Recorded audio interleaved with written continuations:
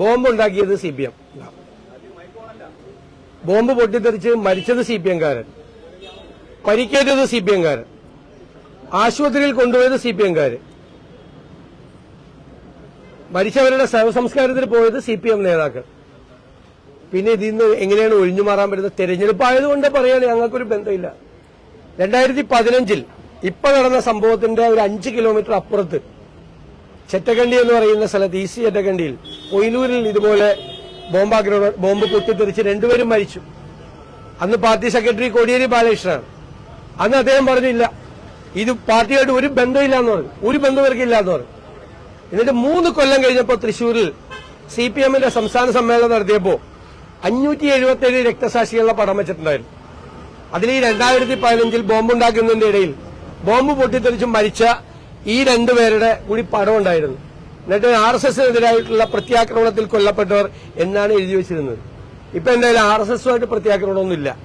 കാരണം മസ്കറ്റ് ഹോട്ടലിൽ വെച്ച് നടത്തിയ ചർച്ചയിൽ, ശ്രീഎമ്മിന്റെ സാന്നിധ്യത്തിൽ നടത്തിയ ചർച്ചയിൽ CPM-ഉം RSS-ഉം തമ്മിൽ ഒരു പ്രശ്നമില്ല, ഒരു സംഘടനയില്ല.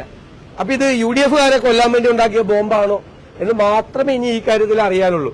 മുഖ്യമന്ത്രി ആഭ്യന്തര വകുപ്പിന്റെ ചുമതലയിൽ ഇരുന്നുകൊണ്ട് ഇതുപോലത്തെ വൃത്തികേടുകളെ, തോന്നിവാസങ്ങളെ, അക്രമവാസനകളെ അദ്ദേഹം പ്രോത്സാഹിപ്പിക്കുകയും അതിന് കൊടപിടിച്ചു കൊടുക്കുകയും അതിന് തണലുണ്ടാക്കി കൊടുക്കുകയാണ്.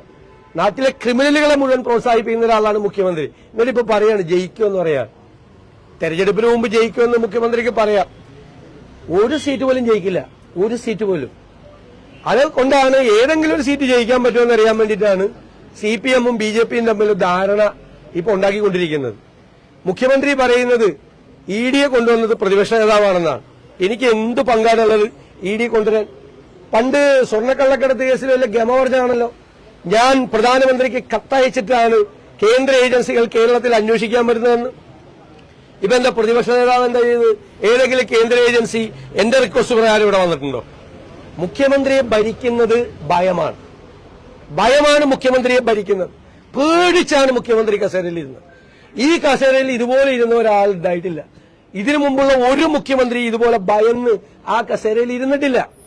മുഖ്യമന്ത്രി പറയുന്നത് കേന്ദ്ര ഏജൻസികളെ കൊണ്ടുവരാൻ വേണ്ടിയിട്ട് ശ്രമിക്കുന്നത് പ്രതിപക്ഷമാണെന്നാണ്. ഇല്ലാത്ത കള്ളക്കേസ് ഒരു സ്ത്രീയിൽ നിന്ന് എഴുതി വാങ്ങി, പരാതി എഴുതി വാങ്ങി. മുഖ്യമന്ത്രിയായിരുന്ന ഉമ്മൻചാണ്ടിക്കെതിരായിട്ട് CBI അന്വേഷണത്തിന് ഉത്തരവ് കൊടുത്ത മാന്യനാണ് ഇന്ന് ഈ കസേരയിൽ നിന്ന് പ്രതിപക്ഷത്തെ കുറ്റപ്പെടുത്തുന്നത്.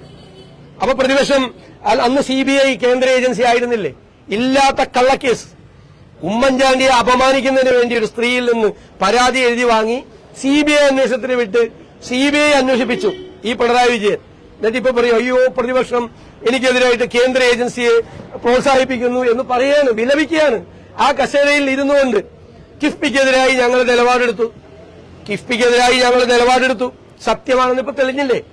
കിഫ്ബി ബില്ല് നിയമസഭയിൽ വന്നപ്പോൾ ഞങ്ങൾ ഉയർത്തിയ തടസ്സവാദങ്ങൾ, ഞങ്ങൾ ഉയർത്തിയ വാദങ്ങൾ ശരിയാണെന്നാണ് സുപ്രീം കോടതി വിധി. മുഖ്യമന്ത്രി പോയി സുപ്രീം കോടതി വിധി വായിക്കണം.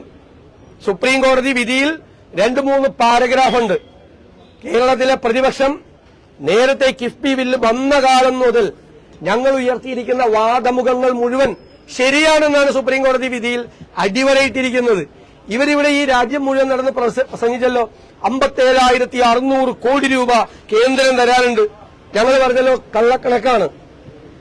സുപ്രീം കോടതിയിൽ പെറ്റീഷൻ കൊടുത്തപ്പോ എന്തേ കേരള ഗവൺമെന്റ് 57,600 കോടി രൂപയുടെ കേസ് പറയായിരുന്നു? അവിടെ കടമെടുക്കാൻ അനുമതി നൽകണം എന്ന് മാത്രമേ പറഞ്ഞിട്ടുള്ളൂ. അപ്പൊ 57,600 കോടി രൂപ നവകേരള സദസ്സിലെ പ്രചരണത്തിന് വേണ്ടി കേരള ഗവൺമെന്റിനെതിരായിട്ടുള്ള ജനങ്ങളുടെ രോഷം മറച്ചുവെക്കാൻ ഉണ്ടാക്കിയ കെട്ടുകഥയായിരുന്നു. ആ കെട്ടുകഥ ഞങ്ങൾ നിയമസഭയിൽ പൊളിച്ചടുക്കി. അതുമായിട്ട് സുപ്രീം കോടതി പോകാൻ പറ്റില്ല.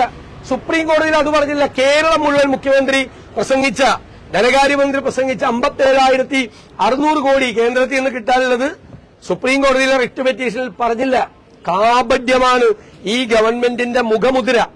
ഇവര് കേരളത്തെ തകർത്ത് തരിപ്പണമാക്കി, അഴിമതി കൊണ്ട്, കെടുകാര്യസ്ഥത കൊണ്ട്, ധനകാര്യ മിസ്മാനേജ്മെന്റ് കൊണ്ട്, ടാക്സ് പിരിക്കാതെ GST സംവിധാനം തകർത്ത് ഇവര് കേരളത്തെ ഇപ്പോൾ ദയാവധത്തിന് വിട്ടുകൊടുത്തിരിക്കുകയാണ്. പിണറായി സർക്കാർ ദയാവധത്തിന് വിട്ടുകൊടുത്തിരിക്കുകയാണ്. അതാണ് സംഭവം. അതെല്ലാം വളരെ കൃത്യമായിട്ട് പേജ് 8 വായിച്ചു നോക്കിയാൽ മതി. പേജ് 8 വായിച്ചാൽ ഭാഷാ ന്യൂനപക്ഷങ്ങൾക്കും മതന്യൂനപക്ഷങ്ങൾക്കും ഉള്ള കംപ്ലീറ്റ് ആയിട്ടുള്ള പ്രൊട്ടക്ഷൻ പറഞ്ഞിട്ടുണ്ട്. കഴിഞ്ഞ 10 കൊല്ലം ഈ ഭരണഘടനാ വ്യവസ്ഥകളെ ലംഘിച്ചുകൊണ്ട് ഉണ്ടാക്കിയ എല്ലാ നിയമങ്ങളും ഞങ്ങൾ അധികാരത്തിൽ വന്നാൽ റദ്ദാക്കും എന്ന് പറഞ്ഞിട്ടുണ്ട്. രാഹുൽ ഗാന്ധി ആസാമിൽ പോയി പബ്ലിക് മീറ്റിംഗ് നടത്തി ഞങ്ങൾ അധികാരത്തിൽ വന്നാൽ പൌരത്വ നിയമം റദ്ദാക്കും എന്ന് പറഞ്ഞിട്ടുണ്ട്. കോൺഗ്രസ് നേരത്തെ തന്നെ വാഗ്ദാനം നൽകുന്ന പ്രധാനപ്പെട്ട കാര്യമാണ് ഭരണഘടനയുടെ അടിസ്ഥാന മൂല്യങ്ങളെ തകർക്കുന്ന ഏത് നിയമം കഴിഞ്ഞ 10 കൊല്ലം ഉണ്ടാക്കിയിട്ടുണ്ടെങ്കിലും അതെല്ലാം ഞങ്ങൾ റദ്ദ് ചെയ്യും. അതിന്റെ അകത്ത് പൌരത്വ നിയമവും വരും. കോൺഗ്രസ് അധികാരത്തിൽ വന്നാൽ പൌരത്വ നിയമം റദ്ദാക്കുക തന്നെ ചെയ്യും. ഞങ്ങളുടെ നേതാവ് രാഹുൽ ഗാന്ധി പരസ്യമായിട്ട് പറഞ്ഞിട്ടുണ്ട്. ഞങ്ങളുടെ പ്രകടന പത്രികയിലും അത് വേണ്ട രീതിയിൽ ഫലപ്രദമായി ഞങ്ങൾ പറഞ്ഞിട്ടുണ്ട്. മുഖ്യമന്ത്രിയുടെ ലക്ഷ്യം എന്ന് പറയുന്നത് എന്താ? ഈ പാർലമെന്റ് തെരഞ്ഞെടുപ്പ് സമയത്ത് പ്രചരണ സമയത്ത് ആകെ ഒരു അജണ്ട ഉണ്ടാകാൻ പാടുള്ളൂ, പൌരത്വ നിയമം. എന്താ അതിന്റെ ഗുണം? ഈ സർക്കാരിനെതിരായിട്ടുള്ള ജനരോഷം, അമർഷം ഇതൊന്നും ചർച്ച ചെയ്യപ്പെടരുത്. അതിനുവേണ്ടിയിട്ടാണ് അത് മാത്രം പറഞ്ഞുകൊണ്ടിരിക്കുന്നത്. ഇത്രയും സ്നേഹം പൌരത്വ നിയമ വിരുദ്ധ പ്രക്ഷോഭങ്ങളോടുണ്ടെങ്കിൽ എന്തുകൊണ്ടാണ് പല കേസൊന്നും പിൻവലിക്കായിരുന്നത്? ഇപ്പോഴും ആ കേസൊക്കെ പെൻഡിംഗ് ആണുള്ള മുഖ്യമന്ത്രി വാക്ക് തന്നെയല്ലേ കേസ് പിൻവലിക്കുമെന്ന്. ഞങ്ങൾക്കെതിരെ അടക്കമുള്ള കേസുകളുണ്ടല്ലോ, ഒറ്റ കേസ് പിൻവലിച്ചില്ലല്ലോ. BJPയെ പ്രീണിപ്പിക്കുന്നതിന് വേണ്ടി പൌരത്വ നിയമത്തിനെതിരായി നടന്ന പ്രക്ഷോഭങ്ങളിൽ പങ്കെടുത്തവർക്കെതിരായിട്ടുള്ള കേസുകൾ ഇപ്പോഴും നിലനിൽക്കുകയാണ്. 100 കണക്കിന് കേസുകൾ കേരളത്തിലെ വിവിധ സംസ്ഥാനങ്ങളിൽ. അന്ന് എവിടെയായിരുന്നു ഈ മുഖ്യമന്ത്രിയുടെ ആത്മാർത്ഥത? ഒരു ആത്മാർത്ഥതയിൽ ഇത് കാപട്യമാണ്. അത് കേരളത്തിലെ ജനങ്ങൾക്കറിയാം.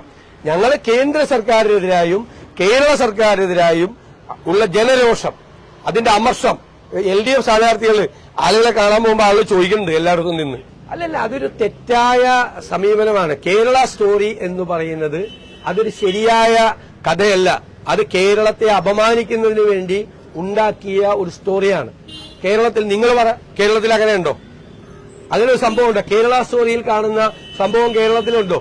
കേരളത്തിൽ ഇല്ലാത്തൊരു കാര്യം കേരളത്തിൽ ഉണ്ട് എന്ന് വരുത്തി ഒരു കഥയുണ്ടാക്കി ഈ സംസ്ഥാനത്തെ അപമാനിക്കുന്ന കേരള സ്റ്റോറിയോട് ഞങ്ങൾക്ക് യോജിപ്പില്ല.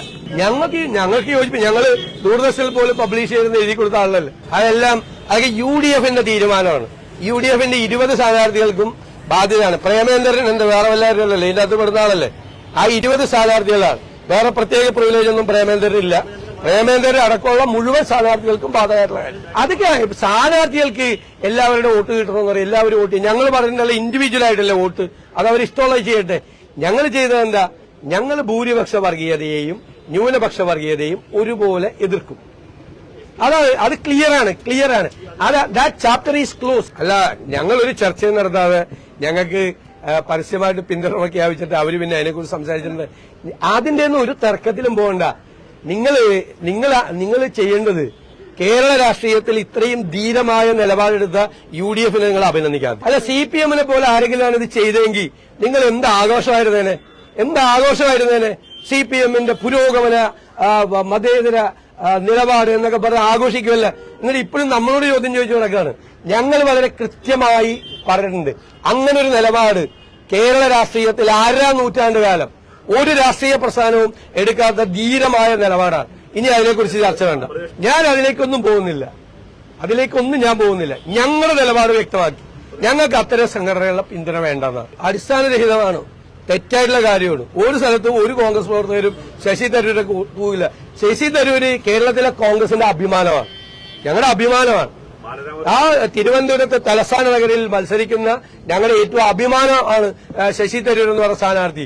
കോൺഗ്രസ് പ്രവർത്തകരുടെ ഹൃദയത്തിലാണ് ശശി തരൂരുള്ളത്. ഇത് CPMകാരാണ്. അവരെ എവിടെ ചെല്ലുമ്പോഴും ഇങ്ങനെ ഇതേപോലത്തെ പരിപാടിയാണ്. ഒന്നിൽ ബോംബുണ്ടാക്കും, ബോംബുണ്ടാക്കാൻ പറ്റാത്തടത്ത് കൂകും. ഇത് സ്ഥിരം പരിപാടിയാണ്. അല്ലല്ല, പിന്നെ ഒന്നുമല്ല, നമുക്ക് CPMകാരല്ലാതെ അവർക്കല്ലേ പ്രധാന പരിപാടി. അവരല്ലേ BJPയുടെ ഏറ്റവും ബെസ്റ്റ് സ്ഥാനാർത്ഥിയാണ് എന്ന് പറഞ്ഞിരിക്കുന്ന ആരാ? ഇവിടെ LDFന്റെ സ്ഥാനാർത്ഥി ഉണ്ടോ? തിരുവനന്തപുരത്ത് ഉണ്ടോ? LDF കൺവീനർ പറഞ്ഞേക്കുന്നത് തിരുവനന്തപുരത്തെ BJP സ്ഥാനാർത്ഥിയല്ല, മിടുക്കൻ സ്ഥാനാർത്ഥിയാന്ന് പറഞ്ഞു. ബിസിനസ് പാർട്ണർഷിപ്പ് ഉള്ളതുകൊണ്ട് അങ്ങനെ പറയുമോ? അതല്ലല്ലോ. പിണറായി വിജയൻ അറിയാതെ EP ജയരാജൻ അങ്ങനെ ഒരു സ്റ്റേറ്റ്മെന്റ് കൊടുക്കുക. നിങ്ങൾ ആരും പിണറായി വിജയനോട് ചോദിച്ചില്ലല്ലോ, ഒറ്റ ആളൊരു ചോദ്യം ചോദിച്ചില്ലല്ലോ പത്രസമ്മേളനം നടത്തിയപ്പോ. നിങ്ങൾ ഞങ്ങളോടൊക്കെയല്ലേ ചോദിക്കണ്ടേ? അതായത് EP ജയരാജൻ കേരളത്തിലെ 4 BJP സ്ഥാനാർത്ഥികൾ മിടുക്കന്മാരായ സ്ഥാനാർത്ഥികളാണെന്ന് പറഞ്ഞിരിക്കുന്നു LDF കൺവീനർ. അതിനെക്കുറിച്ച് അങ്ങയുടെ അഭിപ്രായം എന്താണ് എന്ന് പിണറായി വിജയനോട് ചോദിക്കാൻ നിങ്ങൾ ആരും ധൈര്യം കാട്ടിയില്ലല്ലോ. എന്നിട്ട് പ്രേമേന്ദ്രൻ അങ്ങനെ പറഞ്ഞില്ലേ, ശശി തരൂർ കൂകിലെന്നൊക്കെ എന്നോട് വന്ന് ചോദിക്കുകയാണ്.